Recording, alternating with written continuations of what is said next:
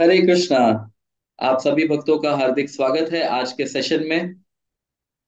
तो इसके पूर्व सत्र में हमने चैप्टर 1 भगवत गीता का कंप्लीट किया और उसके बाद हमने क्विज भी लिया था। आप सभी को याद ही होगा। तो क्विज में हमने भगवत गीता के चैप्टर 1 को पूरी तरह से लिया, जिसमें 11 प्रश्न पूछे गए थे आपको। तो आज से हम भगवत गीता के सेकेंड चैप्टर को स्टार्ट करेंगे। Okay. So before beginning the second chapter, पहले हम समझ ले कि ये दूसरा अध्याय एग्जैक्टली है क्या। कई लोगों को नहीं पता कि दूसरे अध्याय में भगवान क्या कह रहे हैं। बट दूसरा अध्याय वो अध्याय है जिसके अंदर पूरी भगवत गीता में भगवान आगे क्या कहने वाले हैं ना। भगवान आने वाले 18 अध्याय में क्या कहेंगे, ये सार जो है वो दूसरे अध्याय में भगवान कह रहे हैं। Am I clear? तो दूसरे अध्याय में आपको वेरियस सब्जेक्ट्स पे नॉलेज जो है वो दिखेगा, जिसमें आत्मा का ज्ञान दिया जाएगा। उसमें सकाम कर्म भी बताया जाएगा, निष्काम कर्म बताया जाएगा, कर्म योग बताया जाएगा, फिर ज्ञान योग भी बताया जाएगा। उसके उपरांत ध्यान योग भी बताएंगे और भक्ति योग भी बताएंगे।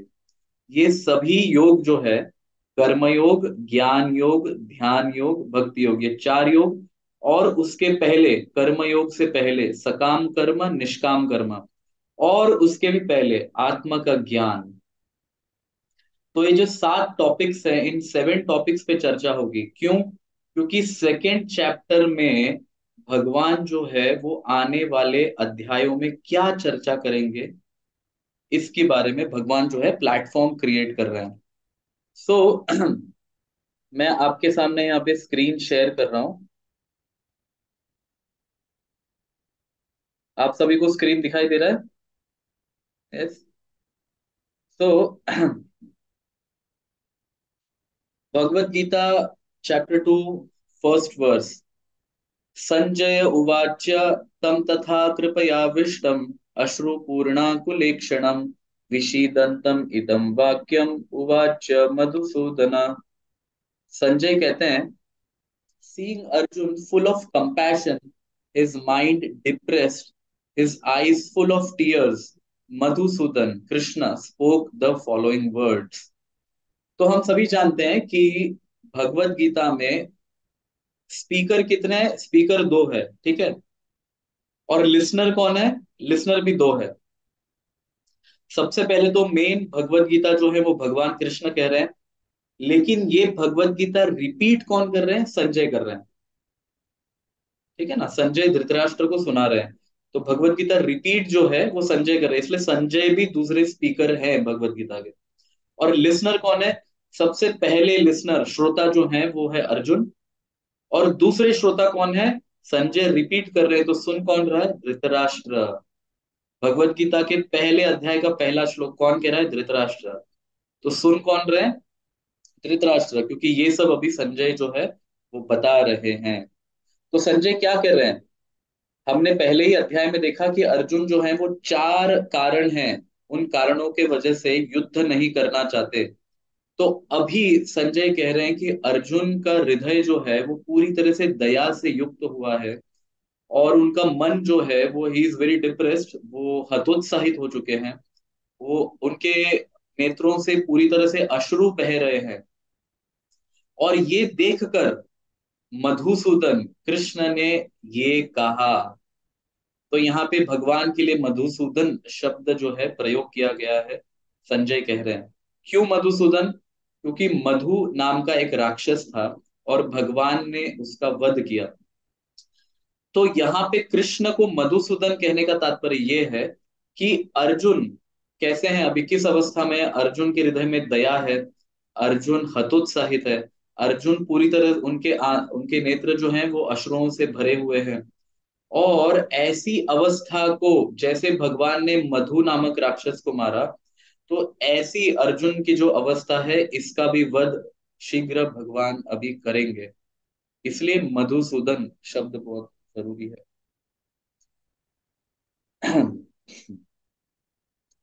तो आगे श्री भगवान वाच, कुतस्त्वा कश्मलम इदम विषमे समुपस्थितम अनार्य जुष्टम अस्वरज्ञम अकीर्ति करम अर्जुना।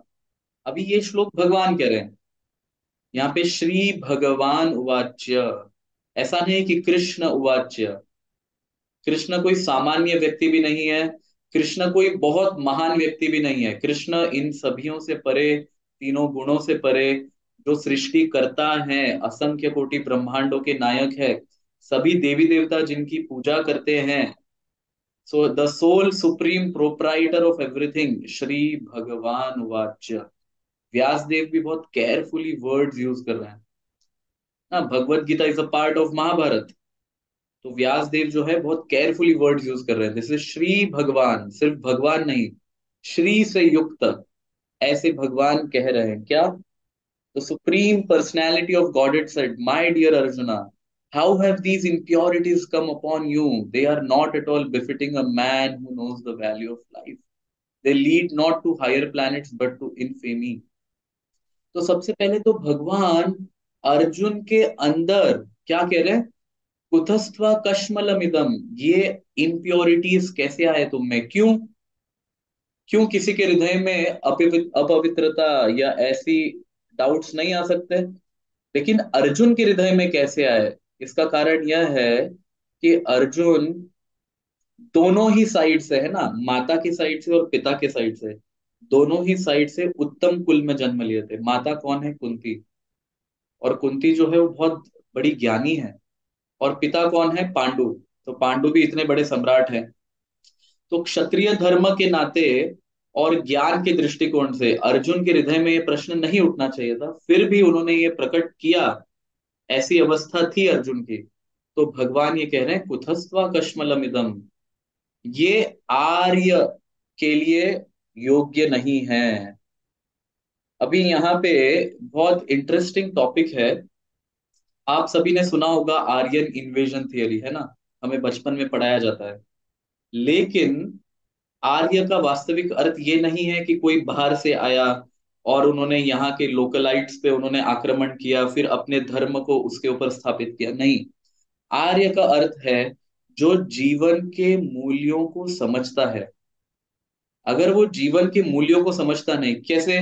जैसे अर्जुन हतोत्साहित हुए, क्यों? क्योंकि अर्जुन को लग रहा था कि मैं अभी इन शरीरों को जो मारूंगा तो इससे व्यक्ति की परमानेंटली अस्तित्व ही समाप्त हो जाएगी।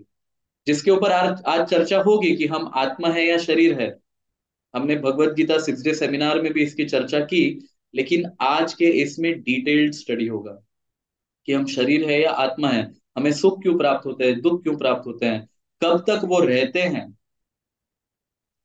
तो ये सभी प्रश्न जो हैं ये अर्जुन के हृदय में भी है, और भगवान आज इसको क्या है, अर्जुन को क्लैरिफाई करेंगे। लेकिन मूल रूप से बात यह है, भगवान यहाँ पे प्रयोग कर रहे हैं अनार्य जुष्टम अस्वरज्ञम, कि ये अनार्य जैसी बातें कैसे कर रहे हो। इसका अर्थ यह है कि आर्य व्यक्ति जो है वो समझता है कि जीवन का मूल्य क्या है, आत्मा और शरीर के बीच में भेद क्या है। इसको कहते हैं आर्य। आर्य का अर्थ ये नहीं है कि कहीं नॉर्थ वेस्टर्न रीजन से कोई योद्धा आए, उन्होंने भारत के वासियों पर आक्रमण किया, फिर अपने धर्म की वहां पे स्थापना की। तो जैसे है ना, हिस्टोरियंस या ब्रिटिश एजुकेशन सिस्टम में पढ़ाया जाता है आर्यन इन्वेजन थियरी। ये आर्यन इन्वेजन थियरी नहीं है, इज रॉन्ग, है ना। तो आर्यन कौन है? आर्य वो व्यक्ति है जो अपने जीवन के मूल्यों को समझता है, शरीर आत्मा का भेद समझता है, उसमें धर्म का ज्ञान है, क्या करना चाहिए क्या नहीं करना चाहिए। ये है आर्य। इसलिए भगवान यहाँ पे कह रहे हैं कि तुम आर्य होते हुए भी ये अशुद्धियां तुम में कैसे आई, है ना। अभी आगे देखिए। भगवान कहते हैं, O son of Pritha, do not yield to this degrading importance, it does not become you, give up such petty weakness of heart and arise O chastiser of enemy. क्या कहा जा रहा है? क्लैभ्यम मास्म गम पार्थ नैतत्यै उपपद्यते, क्षुद्रम हृदय दौर्बल्यम त्यक्त्वतिष्ठ परंतप। तो कोई व्यक्ति यह पूछ सकता है कि भगवान इस प्रकार से क्यों कह रहे हैं अर्जुन को? क्लैब्य है ना, भगवान अर्जुन को कह रहे हैं कि नपुंसक जैसे कार्य मत करो। और भगवान इसको हृदय की दुर्बलता के रूप में भी देखते हैं। कैसे कह रहे हैं देखो, क्षुद्रम हृदय दौर्बल्यम। ऐसा नहीं है कि अर्जुन के हृदय में जो दया आ रही है उसको देखकर भगवान कुछ ऐसा कह रहे हैं कि ओहो कितनी बड़ी बात कर रहे हैं अर्जुन, ऐसा नहीं। एक्चुअली अर्जुन के हृदय में दया आ रही है ये बहुत अच्छी बात है, लेकिन अर्जुन क्षत्रिय है और अर्जुन ने इस युद्ध को आह्वान नहीं किया, अर्जुन को इस युद्ध के लिए प्रेरित किया गया है। तो ऐसे सिचुएशन में दया आना गलत बात है। अगर कोई गलत कर्म कर रहा है और उसको अगर क्षत्रिय दंड नहीं देंगे तो कौन दंड देगा?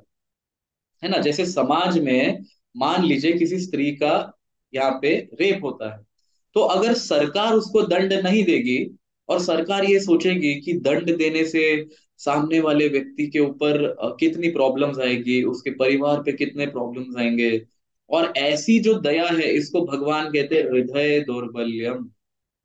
जब पाप करने में व्यक्ति सोचता नहीं है तो क्षत्रियों को दंड देने में क्यों इतना सोचना चाहिए? अर्जुन क्षत्रिय है और दुर्योधन और उनकी जो पूरी सेना है वो एक दृष्टिकोण से पाप युक्त सेना है। क्यों? क्योंकि वो दुर्योधन को सपोर्ट कर रहे हैं। तो यहाँ पे भगवान एक एक करके अर्जुन के प्रीवियस चैप्टर्स के जितने भी आर्ग्यूमेंट्स है उन सभी को काट रहे हैं। और भगवान इसको हृदय दौर्बल्यम कहते हैं कि हृदय की दुर्बलता है।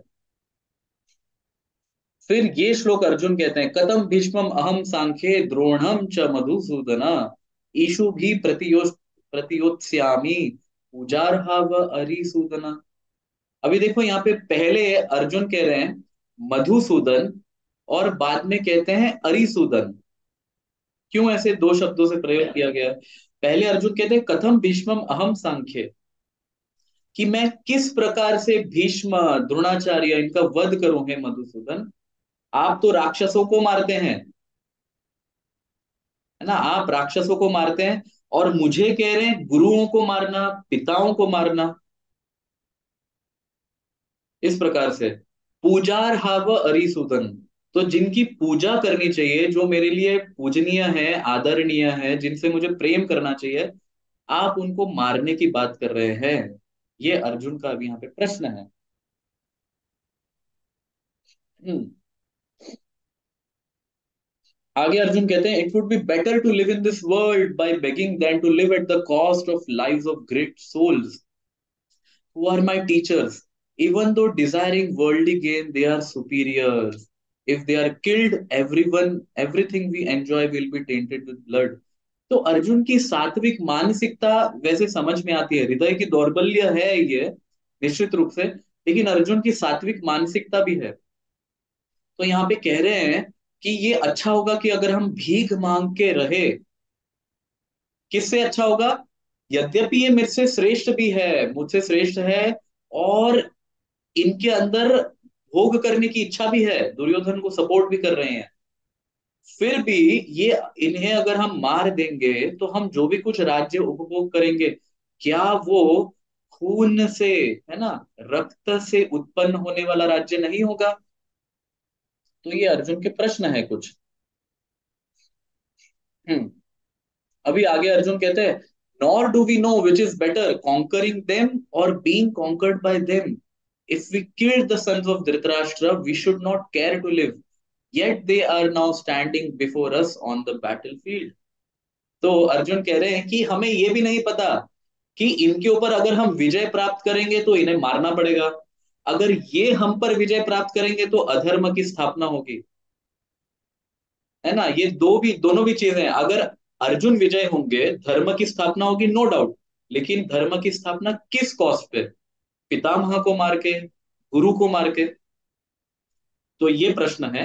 दूसरा प्रश्न है, अगर मान भी लीजिए कि ये हम पर विजय प्राप्त करेंगे तो अधर्म की स्थापना होगी, तो क्या अच्छा है ये पता नहीं चल रहा।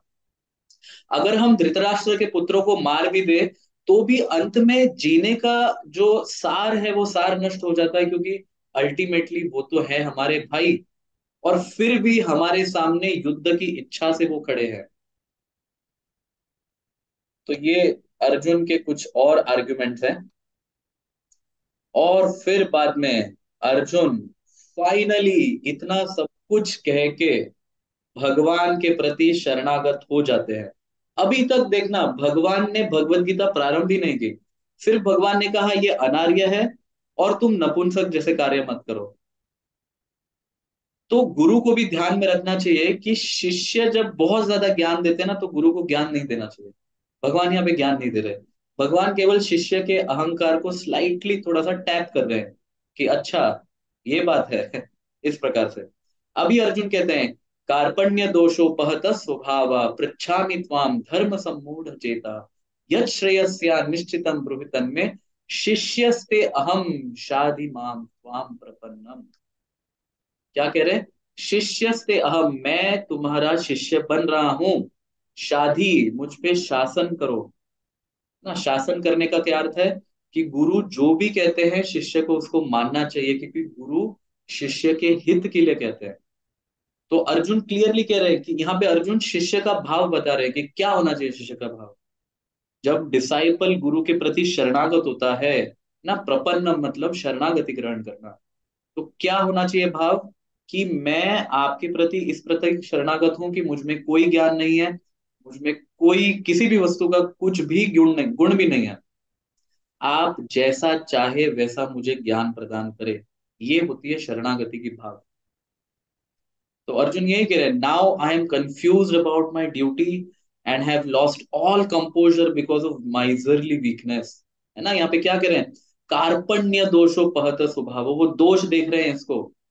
पृच्छामि त्वाम धर्म सम्मूढ़ चेता, धर्म का ज्ञान भी नहीं रह रहा मुझ में। यत् श्रेयस्या निश्चितम ब्रुहितन में, मेरे लिए श्रेयस्कर क्या है ये मुझे बताइए। शिष्यस्ते अहम शाधि माम त्वाम प्रपन्नम। तो अर्जुन बन चुके हैं भगवान के शिष्य। क्यों? उसका दूसरा कारण ये भी है क्योंकि अर्जुन और भगवान जो है वो एक्चुअली सख्य रस में स्थित है, और सखा के भाव में ज्ञान नहीं बताया जा सकता। मान भी लीजिए अगर अर्जुन ये वाक्य नहीं कहते और कृष्ण भगवत गीता का ज्ञान देते, तो क्या अर्जुन उसको सीरियसली ग्रहण करते? क्या हम हमारे दोस्तों की बातें इतनी सीरियसली लेते हैं जितनी हमारी माता पिता कहते हैं तब लेते हैं, या गुरु कहते हैं तब लेते हैं? नहीं ना। इसलिए अर्जुन ये बात समझते हैं कि अगर मुझे मेरे सखा से भी ज्ञान प्राप्त करना है तो मुझे शिष्य बनना जरूरी है। सो ज्ञान के लिए नम्रता बहुत जरूरी है, और अर्जुन उसके परफेक्ट पात्र हैं। अर्जुन ने ये समझा कि मुझे अब मेरे आर्ग्यूमेंट्स को बाजू में रख देना चाहिए, and now I should become Krishna's disciple. जैसे शिष्य जो है, ये शब्द आता है किससे? शिष्टाचार से। अगर इसका इंग्लिश में भी आप ट्रांसलेशन करोगे, so disciple comes from discipline, and discipline begins from humility. आप किसी को अपने ऊपर अधिकार देंगे तो उसको ही कहते हैं नम्रता, और उसी से आता है ज्ञान। तो अर्जुन एक डिसाइपल को कैसे रहना चाहिए वो एक एग्जैक्ट एग्जाम्पल सेट कर रहे हैं। है ना। अभी संजय कहते हैं, एवं उक्त्वा ऋषिकेशम गुडाकेश परंतपः न योत्स्य इति गोविंदम उक्त्वा तुष्णिम बभूवः। तो संजय कहते हैं कि ऐसा कह के, न योत्स्य इति गोविंदम, मैं गोविंद युद्ध नहीं करना चाहता, ये कहकर उक्त्वा तुष्णिम बभूवः, वो अपने धनुष को रख देते हैं एंड ही बिकम साइलेंट। लेकिन यहाँ पे संजय कहते हैं, एवं उक्त्वा ऋषिकेशम, ऐसा कह के ऋषिकेश को, ऋषिकेश का क्या अर्थ है? जो भगवान ऋषिक अर्थात इंद्रियों के स्वामी हैं। गुड़ाकेश परंतप, अर्जुन को गुड़ाकेश शब्द प्रयोग किया गया है। क्यों? क्योंकि यद्यपि अर्जुन अभी अज्ञानी है, लेकिन एज सच ही इज ज्ञानी। गुड़ाक का अर्थ क्या है? गुड़ाक और ईश, गुड़ाक अर्थात अंधकार एवं अज्ञान, और ईश का अर्थ है जिसने अज्ञानता पे अंधकार पे विजय प्राप्त की हो। तो धृतराष्ट्र को इनडायरेक्टली संजय ये कहना चाहते कि चाहे अभी अर्जुन अज्ञानता का प्रदर्शन कर रहा है, अनार्य लक्षणों का प्रदर्शन कर रहा है, क्लैब्य लक्षणों का प्रदर्शन कर रहा है, धर्म सम्मूढ़ का लक्षण प्रदर्शन कर रहा है, ये सारे लक्षण होते हुए भी वो अभी के लिए है। बट यूजुअली अर्जुन को गुडाकेश कहा गया, मतलब वो सभी वेदों के ज्ञाता है। तो कुछ ही क्षण में संजय कहना चाहते हैं ऋषिकेश के द्वारा या गोविंद के द्वारा जो इंद्रियों के स्वामी हैं वो ज्ञान प्रदान करेंगे और अर्जुन के इंद्रियों को शक्ति प्रदान करेंगे और अर्जुन वापिस गुड़ाकेश बनेंगे। इस प्रकार से वो कह रहे हैं। फिर आगे कहा जा रहा है तम उवाच ऋषिकेश प्रहसन इव भारत सेनयोर उभयोर मध्ये विषिदंतम इदम वचः। तो यहाँ पे क्या कहा जा रहा है कि ये कहकर ऋषिकेश मतलब भगवान ने क्या किया, प्रहसन, भगवान जो है वो हंसे। O descendant of Bharata, at that time Krishna, smiling in the midst of both the armies, spoke the following words to the grief-stricken Arjuna. Vishidantam, जो अर्जुन विषाद कर रहे थे, भगवान हंसते हुए कहे। क्यों हंसते हुए कहे और क्या कहे? श्री भगवान उवाच अशोच्यान अन्वचोश्चास्त्वं प्रज्ञवादांश्च भाषसे गतासून अगतासूंश्च नानुशोचन्ति पंडिता। अभी देखो भगवान आते ही अर्जुन को डांट रहे हैं। सबसे पहले अर्जुन ने शरणागति ग्रहण की, अर्जुन विषाद कर रहे हैं और शिष्यत्व ग्रहण की अर्जुन ने। अभी भगवान यहाँ से उपदेश प्रारंभ करेंगे। तो उपदेश प्रारंभ करने से पहले जैसे उदाहरण के लिए मैं आपको कहना चाहूंगा कि आप जब खेत में बीज आरोपण करते हो तो बीज आरोपण करने से पहले क्या करते हैं बताइए? बीज आरोपण करने से पहले क्या किया जाता है? खेत को हल के द्वारा खींचा जाता है कि नहीं जाता, है ना? मतलब खेत में आप डायरेक्टली बीज नहीं डाल सकते, पहले स्पेस क्रिएट करना जरूरी है। और स्पेस यूजुअली फोर्स से क्रिएट होता है ना। हल से क्या होता है, फोर्स हो रहा है, निर्माण हो रहा है, और उससे भूमि जो है वो और भी अधिक उपजाऊ हो जाती है। तो जब बीज डालते हैं तो बीज उसमें अंदर अच्छे से पेनिट्रेट कर सकता है। तो भगवान भी यही कह रहे हैं, गुरु डायरेक्टली ज्ञान नहीं देते, पहले गुरु आपके अहंकार को नष्ट करते हैं। क्या कह रहे हैं? अशोच्यान अन्वचोस्तास्त्वम प्रज्ञवादांश्च भासते। क्या कह रहे हैं कि जिसके लिए शोक नहीं करने जैसा है उसके लिए तुम शोक कर रहे हो और ऐसी भाषा बोल रहे हो मानो बहुत बड़े पंडित हो। नानु शोचंती पंडिता, है ना? तो भगवान कैसे कर रहे हैं देखो, अर्जुन ने शरणागति ग्रहण की और भगवान अहंकार नष्ट कर रहे हैं, उसके पहले भगवान ने नहीं। तो अहंकार को नष्ट करने की ये विधि है।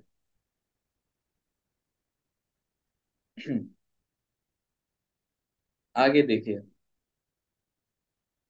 आगे कहते हैं नत्वेवाहम जातु नासम नत्वम नेमे जनाधिपा न चैव न भविष्यामः सर्वे वयमताः परम। क्या कह रहे हैं भगवान यहाँ पे? ऐसा कोई समय नहीं था जब ये राजा, तुम या मैं नहीं रहे।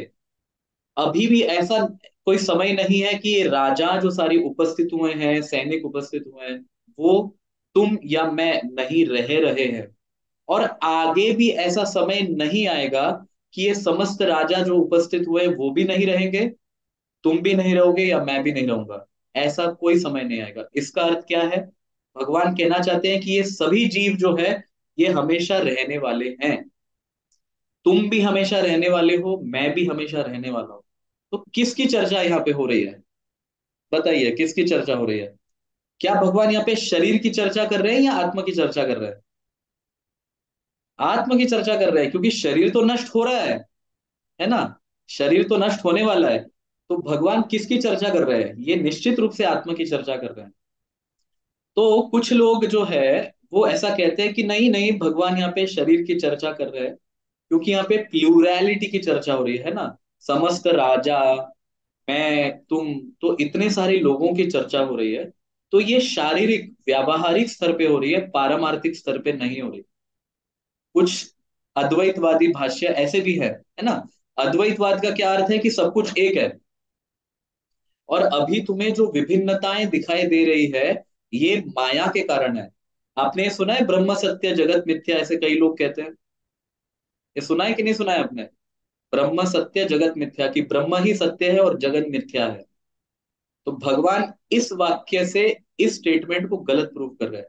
जगत मिथ्या नहीं है और कोई भी soul, no living entity is one, कोई भी जीवात्मा एक नहीं है, अद्वैत नहीं है, सभी लोग भिन्न हैं, सभी के सभी भिन्न हैं। ये पहले भी भिन्न थे, है ना, भगवान कह रहे हैं क्या, नत्वे वाहम जातु नासम नत्वम नेमे जनाधिपा, न चैव न भविष्यामा, भविष्य में भी ये भिन्न रहेंगे, ये सभी राजाएं रहेंगे, तुम भी रहोगे मैं भी रहूंगा। ऐसा कोई काल नहीं आएगा कि हम सभी का अस्तित्व समाप्त हो जाएगा और हम एक ब्रह्म बन जाएंगे, ऐसा नहीं आएगा कोई। इसलिए ब्रह्म सत्य जगत मिथ्या ये गलत है, ब्रह्म सत्य जगत सत्य दोनों भी सत्य है, लेकिन जगत क्या है, टेम्पररी है, मिथ्या नहीं है, कुछ क्षण के लिए है, फिर समाप्त हो जाता है, फिर सृष्टि होती है, फिर प्रलय होता है, फिर सृष्टि होती है, फिर प्रलय होता है, क्षण भंगुर निश्चित रूप से है, लेकिन मिथ्या नहीं है, इल्यूजन नहीं है, माया नहीं है। इसलिए जो भी सब तुम देख रहे हो विभिन्नताएं, जो भगवान यहाँ पे कह रहे हैं ना, नत्वे वाहम जातु नासम, ये जो भी राजाएं तुम देख रहे हो, ये व्यावहारिक स्तर पे नहीं कह रहे भगवान। कुछ अद्वैतवादी भाष्यकारों ने कहा है कि भगवान ये शारीरिक स्तर पे कह रहे हैं, क्योंकि प्लूरैलिटी की चर्चा हो रही है ना, ये सभी राजा क्या है, अभी शरीर धारण किया है इन्होंने, आत्मा ने शरीर धारण किया राजा का, आत्मा ने शरीर धारण किया है अर्जुन का, तो ये शारीरिक स्तर पे है। लेकिन अगर ये शारीरिक स्तर पे होता तो भगवान यहाँ पे नित्यत्व की चर्चा करते, क्योंकि एक बच्चा भी जानता है कि आज इस व्यक्ति ने जन्म लिया, कल ये व्यक्ति मर जाएगा।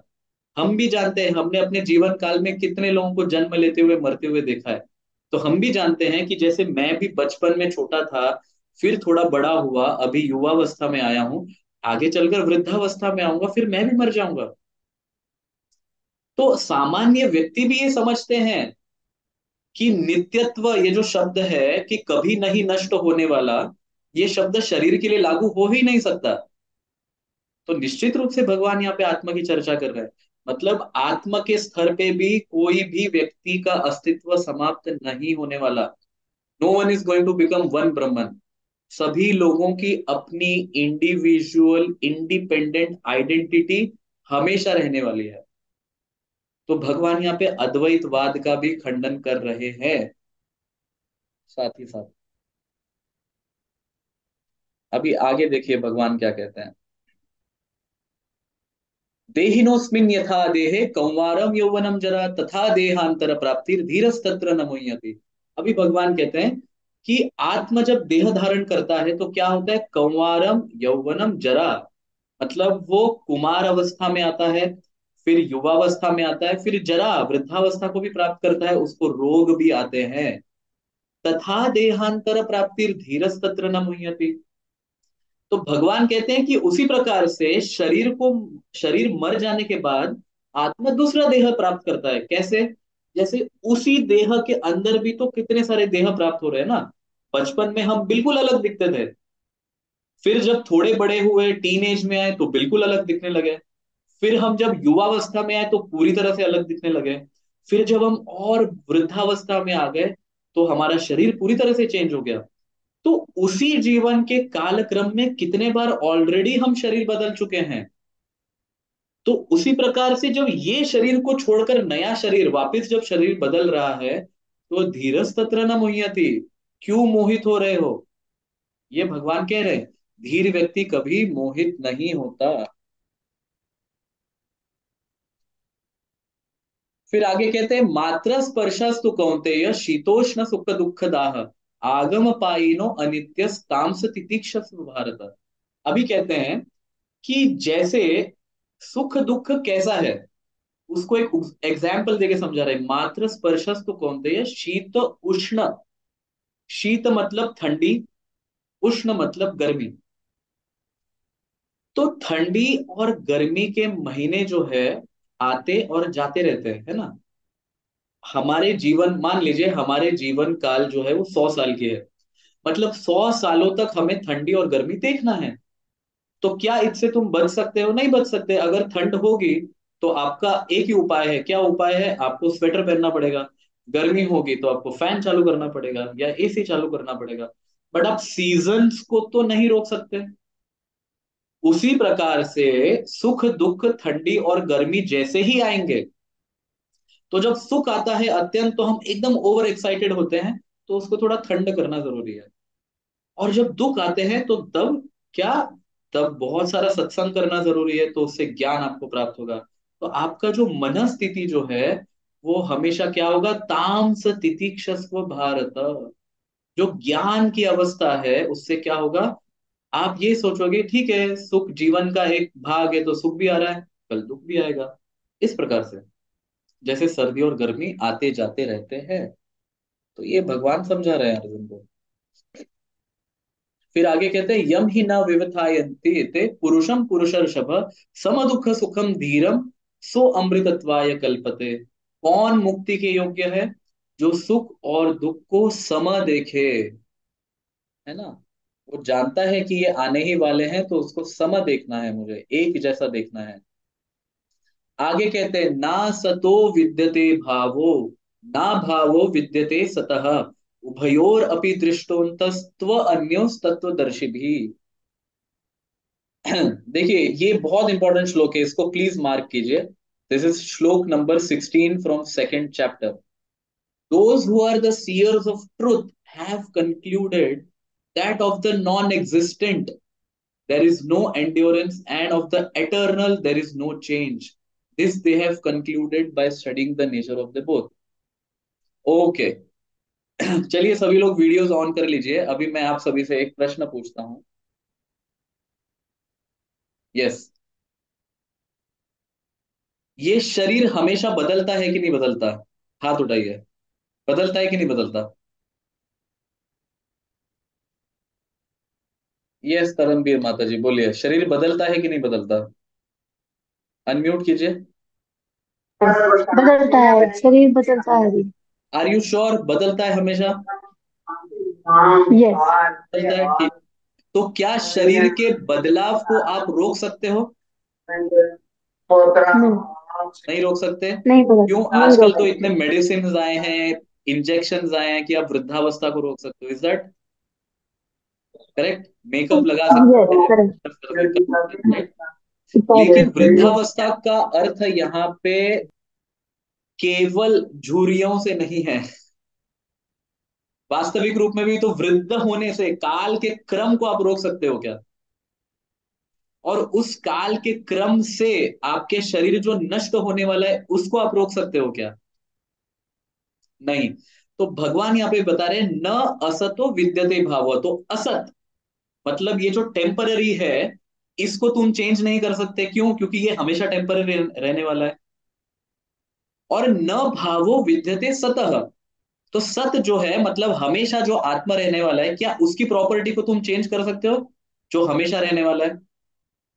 बताइए हाथ रेज करके। यस शिवम शिवम प्रभु अनम्यूट कीजिए। आत्मा की प्रॉपर्टी को तुम चेंज कर सकते हो, उसकी एटर्नैलिटी को? नहीं। नहीं। मतलब शरीर हमेशा नष्ट होगा और आत्मा कभी नहीं नष्ट होगा। तो ऐसा क्या है जो फीलिंग्स को अटैच कर देता है हम में? देखो, अगर ये बात कह रहे हो कि फॉर एग्जाम्पल शिवम प्रभु को अपने माता पिता से बहुत प्रेम है, या अपने पत्नी से बच्चों से बहुत प्रेम है। मान लीजिए शिवम प्रभु को अपने बच्चे से बहुत प्रेम है, बहुत आसक्ति है। अभी वो आसक्ति एग्जैक्टली है किससे? क्या शरीर से है या आत्मा से है? क्योंकि मान लीजिए अगर, उदाहरण के लिए, सॉरी शिवम प्रभु आपका उदाहरण नहीं दे रहा, मान लीजिए कोई व्यक्ति को अपने बच्चों से बहुत आसक्ति है, वो बच्चा मर गया। ठीक है। अब बच्चा मर गया, तो इस चीज को आप रोक नहीं सकते। क्यों? क्योंकि शरीर जो है वो हमेशा ही नष्ट हो रहा है। उस जीवन काल में भी कितने बार नष्ट हुआ है ना। बचपन में हम अलग दिखते थे, वो शरीर नष्ट हो गया, क्या हम रोक पाए उसे? हम बड़े हुए, हम अलग दिख रहे हैं, उसे नहीं रोक पाए। हम वृद्ध हो जाएंगे तभी भी अलग दिखेंगे, क्या उसे रोक पा रहे हैं? नहीं।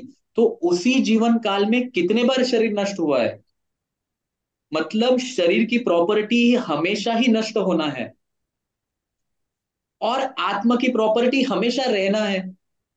तो आपको आसक्ति किसके लिए है, ये भगवान यहाँ पे इनडायरेक्टली कह रहा है।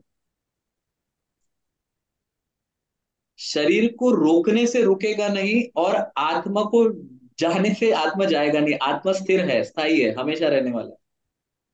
तो आपको आसक्ति किसके लिए है? हमारी फीलिंग्स शरीर के लिए है या आत्मा के लिए है?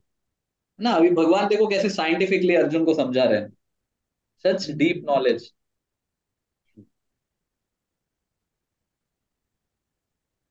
आगे कह रहे, अविनाशी तो तद विद्धि येन सर्वम इदम ततम विनाशम अव्यवसायस्य न कश्चित कर्तुम अर्हति। That which pervades the entire body you should know to be indestructible, वो कभी नहीं नष्ट होता, जो पूरे शरीर में व्याप्त है। अविनाशी तो तद विद्धि येन सर्वम इदम ततम, जो पूरे शरीर में व्याप्त है। विनाशम, no one is able to destroy that imperishable soul, उस आत्मा को कोई नहीं मार सकता। और अभी आगे देखिए, अभी शरीर का डिस्क्रिप्शन भगवान देता है। अंतवंत इमे देहा नित्य सुक्त शरीरिणा अनाशिनो अप्रमेय स तस्माद युद्धस्व भारत। फिर अभी शरीर का डिस्क्रिप्शन देते हुए भगवान कह रहे the material body of the indestructible immeasurable eternal living entity. मतलब हम लिविंग एंटिटी, जीवात्मा, हमारा एक शरीर है, is sure to come to an end, वो कभी ना कभी तो मरेगा जरूर। Therefore fight, O descendant of भारता, इसलिए हे अर्जुन युद्ध करो। ये एनम वेत्ति हंतारम यश्चैनम मन्यते हतम उभौ तौ न विजानीतो नायम हंति न हन्यते। तो जो ऐसा समझता है कि आत्मा जो है वो मारने वाला है, या फिर जो ऐसा समझता है कि आत्मा मरता है, ये दोनों ही अज्ञानी है, भगवान कह रहे हैं। चलिए इसके इसका थोड़ा सा डिस्कशन हम करते हैं। देखो, आत्मा मरता नहीं है, और आत्मा की नेचुरल प्रॉपर्टी क्या है कि वो हमेशा ज्ञान में रहता है। तो आत्मा कभी अज्ञानता वाले कारण कार्य भी नहीं करता। इसलिए आत्मा किसी को मारता भी नहीं है, क्योंकि वो शरीर से अलग है। तो क्या है जो हमारे कार्य करने के लिए हमें प्रेरित करता है? भगवान कह रहे हैं आत्मा कंप्लीटली प्योर है, न मार रहा है न मर रहा है। जो मर रहा है, जो मार रहा है, वो शरीर ही है। लेकिन ऐसा क्या है जो ज्ञानी आत्मा को, चेतन आत्मा को जड़ शरीर से कनेक्ट करता है? ये भगवान बहुत बाद में चर्चा करेंगे इस अध्याय के। लेकिन फिलहाल के लिए भगवान कह रहे हैं कि शरीर हमेशा मरता है और आत्मा कभी नहीं मरता। न जायते म्रियते वा कदाचिन नायम भूत्वा भूतान वा भूयः अजो नित्यम शाश्वतोयम अयम पुराणो न हन्यते हन्यमाने शरीरे। तो भगवान कह रहे for the soul there is neither birth nor death at any time, he has not come into being, does not come into being, and will never come into being. He is unborn, eternal, ever existing, and premeable. He is not slain when the body is slain. क्यों भगवान ऐसा कह रहे हैं कि जीवात्मा का कभी सृष्टि नहीं हुई? क्योंकि जीवात्मा हमेशा से भगवान का अंश है, और क्योंकि भगवान नित्य है और जीवात्मा भगवान का अंश है, तो जीवात्मा भी नित्य है। अभी भगवान कहते हैं how can a person who knows the soul is indestructible eternal unborn and immutable kill anyone और कॉज एनीवन टू किल। जो ये व्यक्ति जानता है कि जीव मरता नहीं है, जो मरता है वो शरीर है, तो वो किसी को कैसे मार सकता है? अब ये सुनने में बहुत ज्यादा, है ना, ये सुनने में बहुत ज्यादा जिहादी टाइप का लगता है ना। सुनने में ऐसा नहीं लगता जिहादी टाइप का माइंडसेट, कि भगवान बिल्कुल जैसे जिहाद करते हैं ना कुछ धर्म के लोग, कि हम जब किसी को मार रहे हैं तो किसी को नहीं मार रहे, है ना, ऐसी जो मानसिकता है, ये किन की होती है? तो ऐसा लगता है कि भगवान भी यही भाषा का प्रयोग कर रहे हैं। बिल्कुल भी नहीं। यहाँ पे भगवान, अर्जुन क्षत्रिय है, और क्षत्रिय को क्षत्रिय धर्म समझाने के लिए प्रेरित कर रहे हैं। सभीयों को भगवान युद्ध करने नहीं करे, ये समझना जरूरी है। भगवान हर मनुष्य को ये नहीं करे कि तुम जाके सबके गले काटते बैठो। क्यों? क्योंकि तुम किसी को मार नहीं रहे, तुम एक्चुअली शरीर को मार रहे हो, और शरीर तो हमेशा ही मरता है। ये भगवान नहीं कहने को कर रहे। भगवान अर्जुन को स्पेसिफिकली युद्ध करने कह रहे हैं, क्यों? अर्जुन को स्पेसिफिकली कह रहे हैं कि शरीर के मरने से आत्मा नहीं मरता, इसलिए तुम मारो। क्यों? क्योंकि अर्जुन क्षत्रिय है, हम क्षत्रिय नहीं है। इससे सार ये लेना चाहिए कि जैसे अर्जुन क्षत्रिय है और क्षत्रिय को क्षत्रिय धर्म पालन करना चाहिए, वैसे हम भी अपने अपने स्वधर्म करें। सार ये लेना चाहिए। सार ये नहीं लेना चाहिए कि भगवान मारने को कह रहे हैं, नहीं, वो अर्जुन को कह रहे हैं क्योंकि अर्जुन का धर्म मारना है। अर्जुन सामान्य व्यक्ति नहीं है कि सामान्य व्यक्ति को भड़का रहे हैं भगवान, ऐसा नहीं है। जैसे जिहाद के लोग क्या करते हैं, वो छोटे छोटे छोटे बच्चों को भड़काते हैं कि ये ऐसा है, ये धर्म ऐसा है, तुमको मारना ही चाहिए, उसके बाद ही तुम्हें जन्नत प्राप्त होगा। वो बात नहीं हो रही यहाँ पे। समझिए दोनों के बीच में अंतर। किसी को अपना स्वधर्म समझाना अलग बात है, और किसी को नादान लोगों को मारना, ये सिखाना अलग बात है। जिहाद में नादान बच्चों को सिखाया जाता है आतंकवादी कैसे बनना है, और नादान लोगों को कैसे मारना है बड़े होकर। यहाँ पे भगवान न ही सामने वाला पक्ष नादान है ना, दुर्योधन और पार्टी इनोसेंट डेफिनेटली नहीं है, वो सबसे बड़े पापी हैं। और ना ही अर्जुन सामान्य व्यक्ति है, वो एडमिनिस्ट्रेटर है, वो लॉ अबाइडर है, और लॉ गवर्नर भी है साथ ही साथ। मतलब नियम और कानून जारी करने वाला ऐसा नेता है वो। तो नेता को उसका धर्म सिखा रहे हैं कि पापियों को दंड कैसे देना चाहिए। ये दोनों में अंतर है।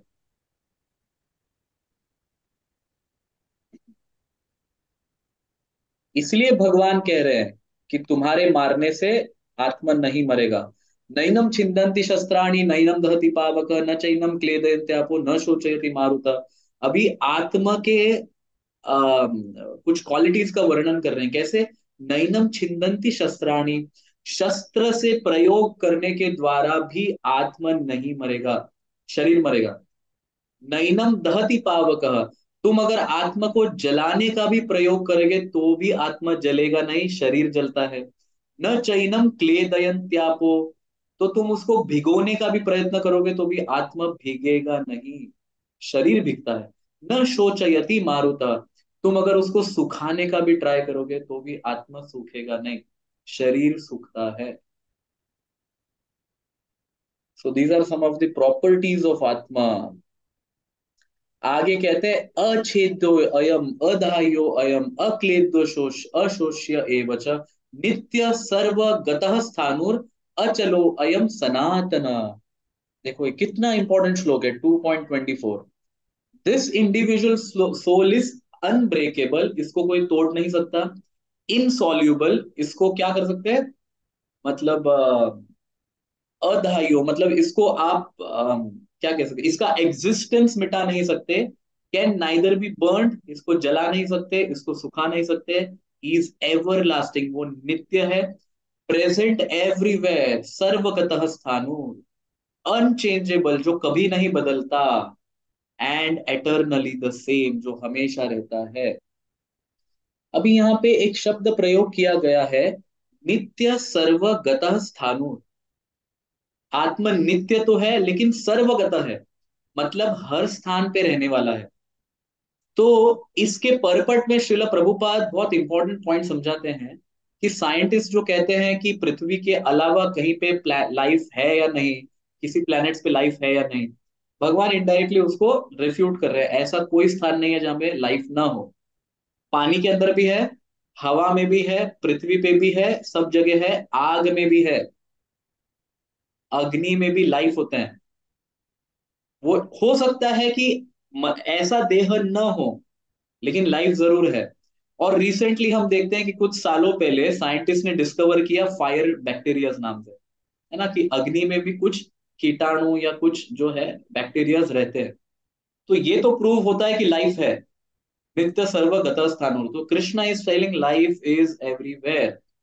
सूर्य ग्रह पे भी, सूर्य मंडल में भी लाइफ है, आपको नहीं दिखता है वो। हम नहीं वहां रह सकते, क्यों? क्योंकि हमारा शरीर पृथ्वी के एलिमेंट से अधिक बना है। लेकिन सूर्य के एलिमेंट से जिसका शरीर बना है वो रह सकता है। हवा में भी पक्षी पक्षी उड़ते हैं कि नहीं उड़ते, बताइए। क्या हम उड़ सकते हैं हवा में? नहीं। हमें एरोप्लेन बनाना पड़ता है, हमें हेलीकॉप्टर बनाना पड़ता है हवा में उड़ने के लिए, है ना। तो जिसका शरीर के अंदर एयर का मात्रा ज्यादा है वो एयर में रह सकता है, जिसके शरीर में पानी की मात्रा अधिक है ना। तो एक्वेटिक्स जो है, जो समुद्र में रहते हैं, क्या आप समुद्र में रह सकते हो? नहीं रह सकते। कुछ समय तक जा सकते हो लेकिन फिर वापस बाहर आना पड़ेगा। क्यों? क्योंकि हमारा शरीर पानी के तत्व से नहीं बना। पानी यूज किया है, पंच महाभूत यूज हुए हैं, लेकिन अधिक तत्व जो है वो पृथ्वी का है। तो इसी प्रकार से जिन जिन तत्वों से जैसे जैसे शरीर बने हैं वहां वहां वो जीवात्मा रहते हैं।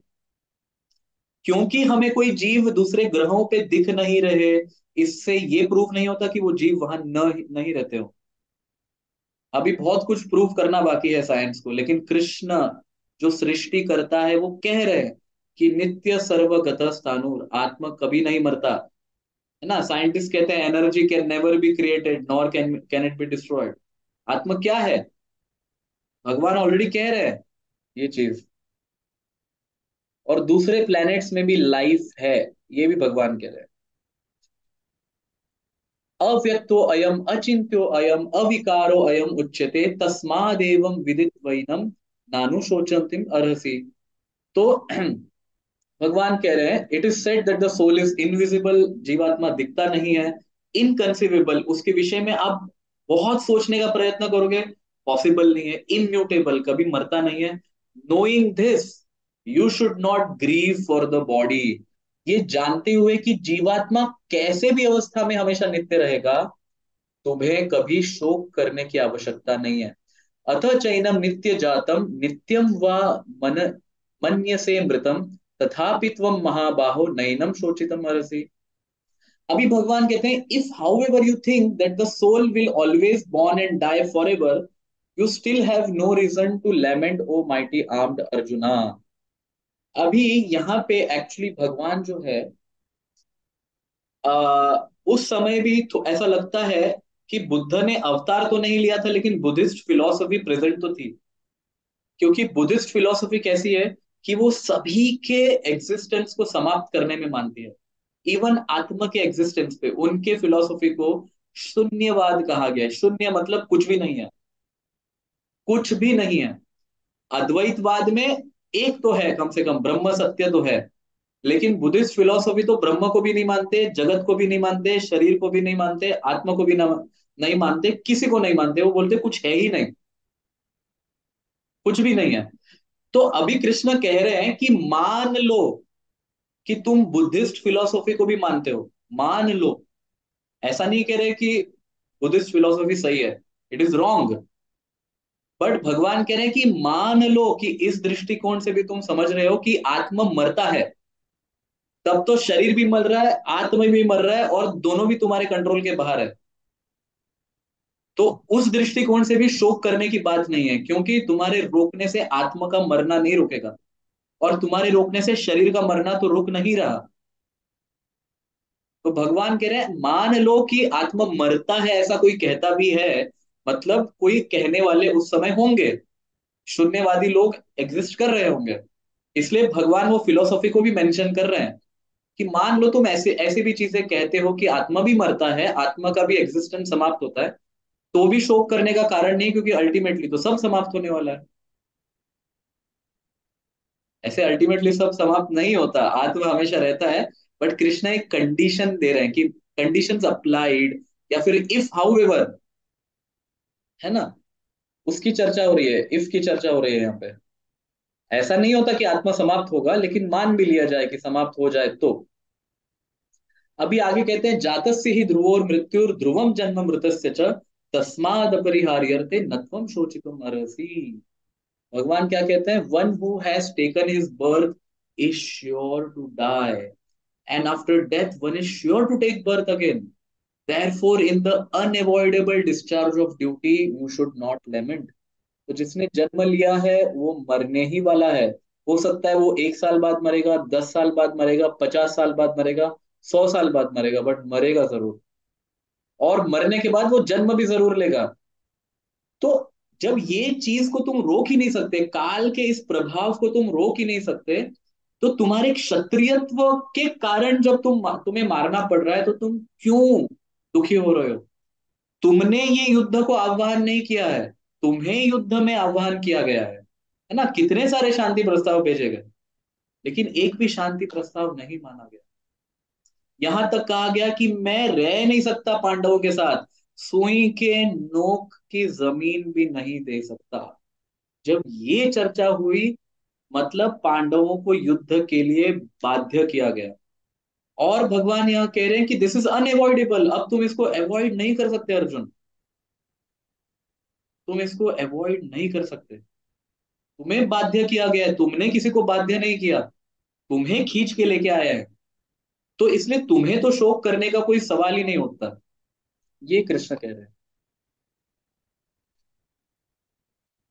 अव्यक्तानि भूतानि व्यक्त मध्यानि भारत अव्यक्त निधानि एव तत्र का परादिवेना। ये कह रहे हैं भगवान यहाँ, all created beings are unmanifest in the beginning, manifest in their interim state, and unmanifest again when annihilated. So what need is there for lamentation?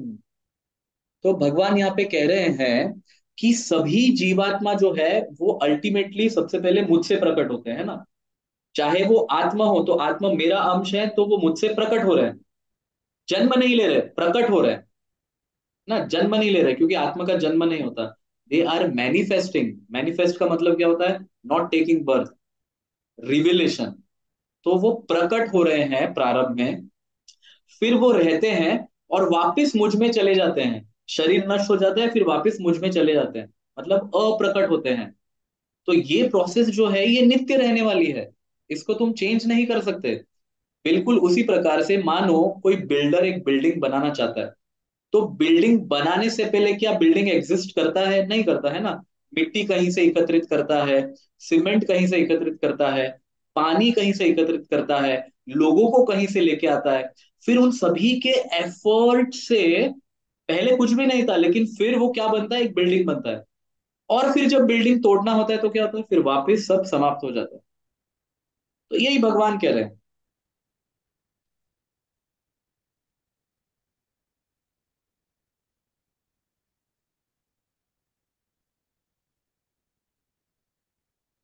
अभी 29 में क्या कह रहे हैं, आश्चर्यवत पश्यति कश्चिदेनम आश्चर्यवत वदति तथैव चान्ये आश्चर्यवत चैनम अन्य शृणोति श्रुत्वापि एनम वेदन चैव कश्चित्। तो कोई, भगवान कहते हैं कि आत्मा इतना वंडरफुल है, इतना वंडरफुल है।